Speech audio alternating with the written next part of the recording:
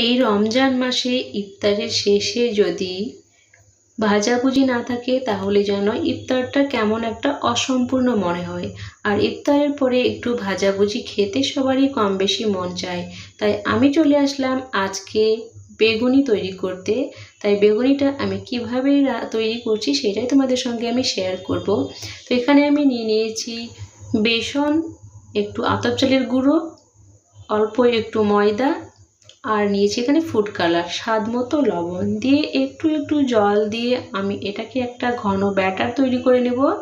ব্যাটারের ঘনত্বটা এখানে দেখিয়ে দিচ্ছি আমি, এইভাবেই তোমরা করবে, না হলে পরে কিন্তু বেগুনিটা ভালো হবে না। দেখো ভালোভাবে আমি ফাটিয়ে নিচ্ছি এইভাবে পুরো ব্যাটারটা যতটা ভালোভাবে করবে, ঠিক যদি কনসিস্টেন্সি না থাকে তাহলে কিন্তু বেগুনিটা ভালো হয় না। এবার এর মধ্যে অ্যাড করে দিলাম তেলটা দিয়েও ভালোভাবে আমি মিশিয়ে নিলাম। যারা বেগুনি তৈরি করতে পারো না, ফোলে না বা চিপকে যায়, মুচমুচে হয় না, তাদের জন্য আজকের এই রেসিপিটি তোমরা যদি ফলো করো আমার ফার্স্ট থেকে লাস্ট পর্যন্ত ভিডিওটা, তাহলে তোমাদেরও বেগুনি হবে একদম দোকানের মতো সেরা।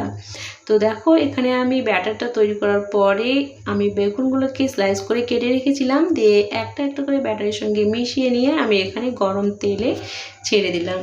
এই সমস্তগুলো আমি এরকম করে ভেজে নেব। আর বেগুনি তৈরি করা কিন্তু সত্যি খুবই সহজ। তো আশা করছি তোমাদের আজকের এই ভিডিওটি হেল্পফুল হয়েছে। ভালো লাগলে ভিডিওটি লাইক, কমেন্ট, শেয়ার আর সাবস্ক্রাইব করে পাশে থাকো। Bye bye.